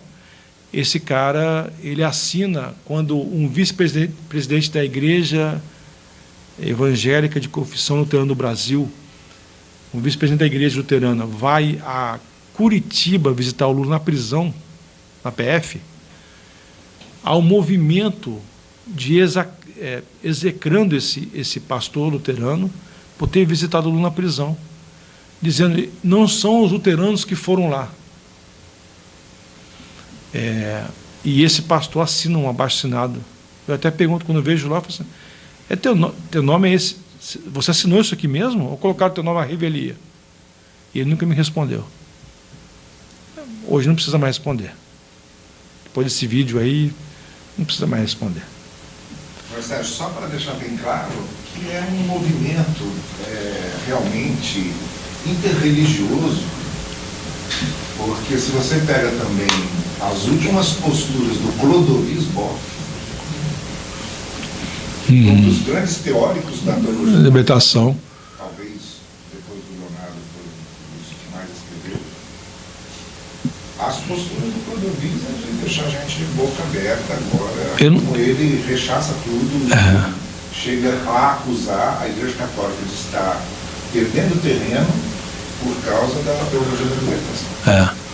E na REB, Revista Eclesiástica Brasileira, tem uma querela entre os irmãos Boff, né?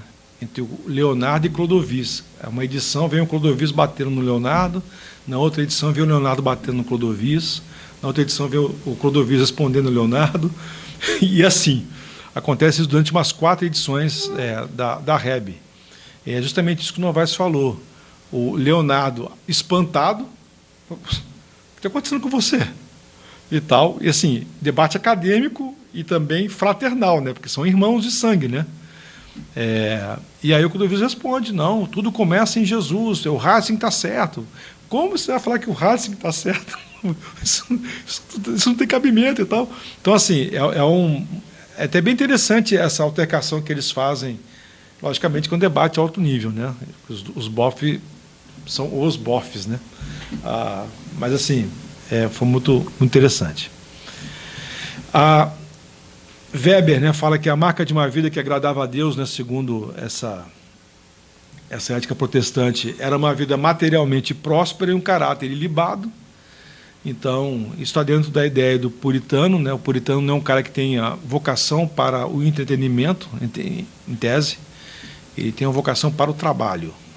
Então, trabalhar acho que o workaholic ele tem um pezinho na influência puritana, né? Nós falamos das cartas inglesas na semana passada, a má ascese rigorosa, né? O prazer e o lazer são contestados na moral puritana.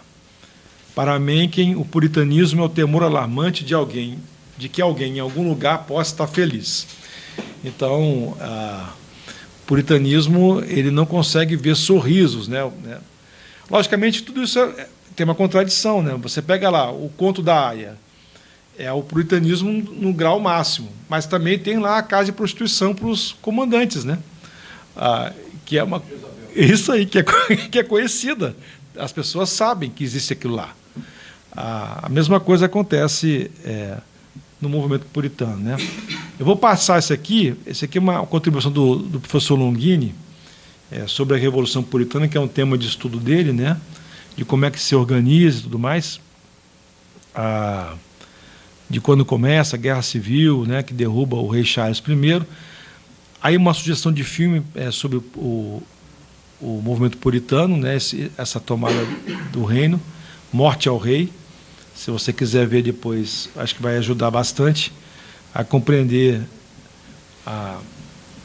E aí o que me interessa aqui, especialmente esse quadro de comparação que o professor Longini estabeleceu, como é que se dá essas duas alas, né? A Escritura Sagrada, a Bíblia, é vista através de uma leitura literal. Qual é a reforma da sociedade? Não é das injustiças, mas a reforma moralista. É uma questão que está ligada estritamente à percepção da sexualidade e à perseguição de uma sexualidade distinta, né? O governo, ele é um governo para o puritano que tem que ser totalitário para fazer valer a moral puritana. A vida de piedade, quanto mais devoção a pessoa tem, mais alienado ela se torna. A vida doméstica é uma pregação da submissão da mulher. Então, a mulher é submissa sempre ao homem. A sexualidade bíblica, né? Todo pecado tem a ver com a sexualidade, ou o pecado é sexual. E uma desconfiança em relação à ciência, contrapondo Bíblia e ciência. E aí, assim, eu vou dar um exemplo para vocês, assim, que é chocante, né?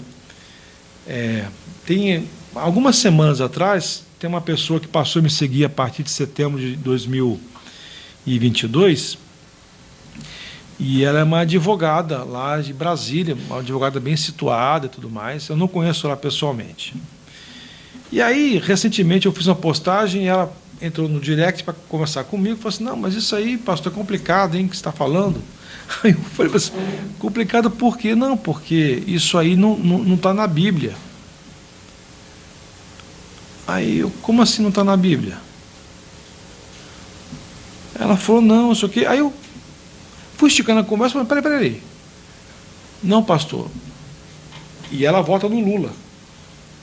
Ela é uma advogada de esquerda, segundo ela, crente de esquerda, que ficou muito incomodada porque as igrejas que ela frequentava da Assembleia de Deus viraram bolsonaristas e isso criou um aquário com pH não satisfatório para ela.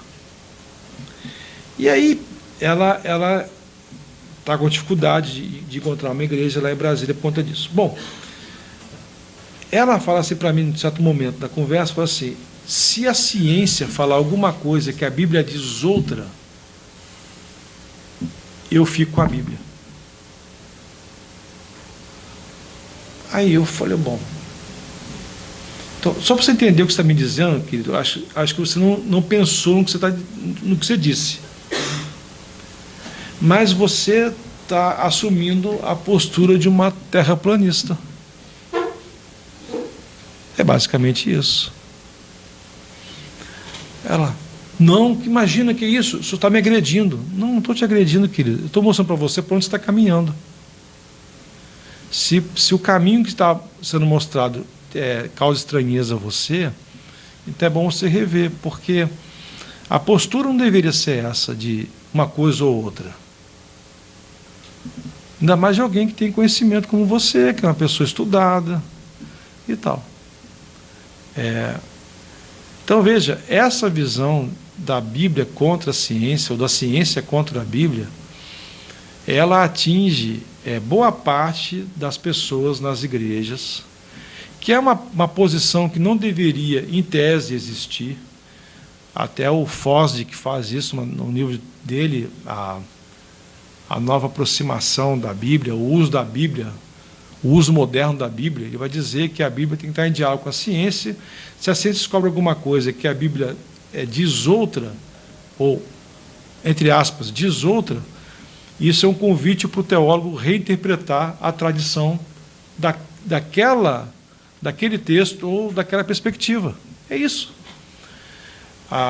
Mas aquela questão do literalismo bíblico, juntamente com essa desconfiança quando a ciência questiona, faz com que as pessoas elas tenham uma dificuldade de fazer uma leitura mais abrangente ou correta das coisas e se fechem, né?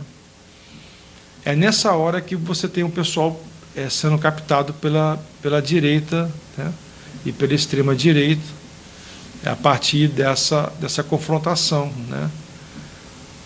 Uma vez um editor da Veja me perguntou assim, pastor, mas como é que vai ser a questão das pautas identitárias, né? Eu falei assim, meu querido, isso aí nunca foi um problema para Jesus.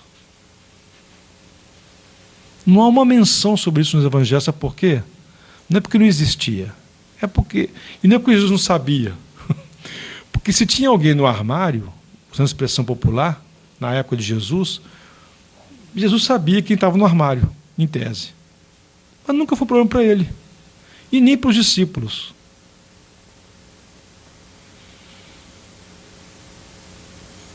E aí ele... Então, assim, acho que... Aí não, mas como é que vai ser essa relação? Falei assim, meu querido, então, se não é problema para Jesus, não deveria ser problema para a igreja. Que diz seguidor de Jesus, de Nazaré. Não, mas... E a questão da ciência? Mas tem vários ramos da ciência dizendo já, falando o que é a questão identitária, que as pessoas nascem assim e tal. Mas qual ciência, pastor? Por exemplo, as ciências sociais já estão mostrando isso e tal, e outras... mas ciência social não é ciência. Aí o editor da Veja, eu falei assim, mas como é que é? Eu falei assim, então tá então, né? Fazer o quê, né? Nós chegamos nesse nível de debate, de conversa, 1 hora de entrevista.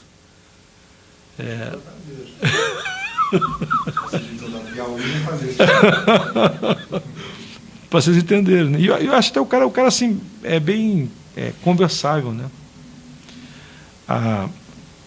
Só deixa eu abrir um parênteses. A questão Claro. toda aqui também é essa, né? Você tem a Bíblia e você tem as leituras da Bíblia.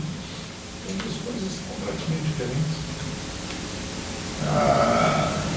O problema não é a Bíblia e os objetores. A Bíblia com as intenções com as quais ela foi escrita. Hoje são as leituras e as intenções que se introjetam na leitura, e isso que faz esse grande descontato.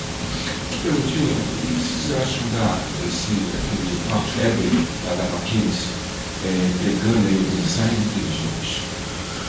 Então, assim, o problema do Evelyn, assim, na minha percepção, assim, é que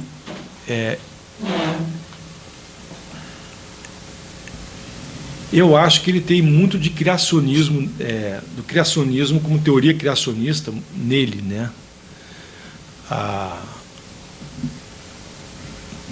Então, assim, as propostas, eu prefiro mais a linha do Marcelo Gleiser e outros, né, que tentam fazer esse diálogo entre ciência e fé e tudo mais. Há um traço fundamentalista no discurso do Evelyn, né? Então, isso é... O fundamentalista, ele é um cara que instrumentaliza a ciência. Se a ciência diz alguma coisa que tem a ver com o que ele acredita, veja, a ciência provou que nós estamos certos. Se a ciência diz alguma coisa, a mesma ciência, o mesmo cientista fala uma coisa que choca naquilo que ele acredita, o fundamental é assim, a ciência não presta, o fulano não presta. Então, assim, é uma percepção instrumental da ciência. Aquilo que interessa é absorvido, aquilo que não interessa é desprezado. Por causa dessa influência fundamentalista, eu acho que parte da defesa do Evelyn, ela está um pouco comprometida com esse viés ideológico fundamentalista, tá? Deixa eu só destacar aqui umas coisas que são importantes para nós aqui, para terminar, rapidamente. Eu falei um pouco dessa ideia do protestantismo tipográfico, esse devaneio, né, na aula do Novaes, na semana passada. E aí tem uma coisa interessante no apego das pessoas em relação à Bíblia. 3 detalhes no momento evangélico hoje em relação à Bíblia. Primeiro deles, Bíblia sim, realismo bíblico não. Então, aquele realismo que o Auerbach vai dizer que a Bíblia fomenta o realismo na modernidade, que ela é a grande base para o surgimento do realismo moderno, quando a Bíblia é lida, é no viés místico, nessa percepção do mágico. Nunca é da leitura do drama existencial que está estampado nos personagens lá do texto bíblico, que é justamente o que traz identificação e perpetuidade do texto bíblico. O grau de identificação que a gente cria, porque os dramas dos personagens bíblicos são os nossos dramas também. A segunda coisa é que as chamadas células, que é o grande gap de crescimento evangélico no Brasil, eles não estudam o texto bíblico. Eles estudam a mensagem de domingo. Tchau, professora. Eles estudam a mensagem de domingo do pastor em tópicos para aplicação. Então, se o pastor fez uma mensagem defendendo a campanha de um candidato, a folha que vai para as células da igreja é a folha dizendo por que você deve votar naquele candidato. Então, assim, o texto bíblico ele é esquecido. Ele pode ser esquecido. E, em vez de reverberar o texto bíblico durante a semana, você reverbera nessas células, nesses grupos que se reúnem nas casas, uma outra ideia, um outro conceito que não o texto bíblico. Então, a Bíblia continua sendo aquela ilustre desconhecida do protestantismo evangélico. E a terceira coisa é que houve uma crise das escolas dominicais e o ocaso da Bíblia nas igrejas. Assim. Então, as escolas dominicais, elas funcionavam. A Márcia, quando chegou aqui, a professora, ela perguntou assim, como é que ficou o negócio da JUERP, né? Tinha uma junta batista que cuidava da educação religiosa, imprimia as revistas e tudo mais, né? A gente estava conversando com ela e falou, não, isso não existe mais, né? Lembra aquela personagem, isso não te pertence mais, né? E tal. Simplesmente assim. Então, assim, as escolas dominicais, elas foram perdendo. Uma vez eu intercalei com o Gilberto Amado, porque do Metrópolis, porque para ele, quem influencia no meio evangélico é o influencer evangélico. Eu falei assim, sim, o influencer influencia no meio evangélico, ok. Mas não só. Porque a influência do meio evangélico está por outros meios também. E aí eu citei para ele, falei assim, olha, você não deve saber disso porque você não é do métier evangélico. Mas existe literatura de escola dominical. Um autor que escreve as lições de um trimestre, para uma revista de jovens e adultos, por exemplo, ele é estudado, aquele autor, durante 3 meses, ele é citado em sala de aula nas igrejas, por centenas de milhares de pessoas. Aquele autor não influencia ninguém? Como que não influencia? Então, assim, mas ele pode ter uma rede social de 500 pessoas.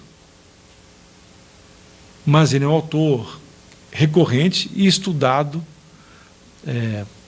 durante trimestres por centenas de milhares de pessoas, dominicalmente.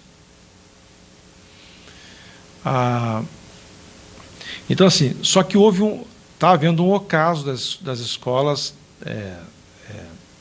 dominicais, né? E também, em parte, um ocaso da Bíblia nas igrejas.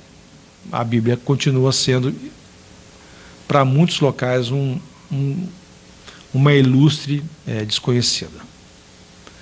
E isso importa por quê? Porque, veja, parte das leituras outras que acontecem hoje são leituras de teologias contextuais, são leituras que partem da Bíblia.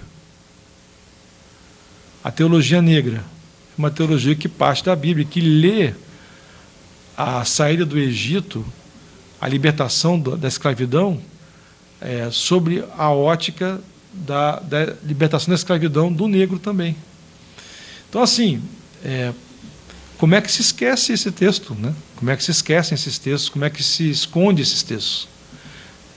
Eis a questão, e talvez o porquê é que se abrace algo tão destoante do ensino bíblico como foi a campanha do clã, né?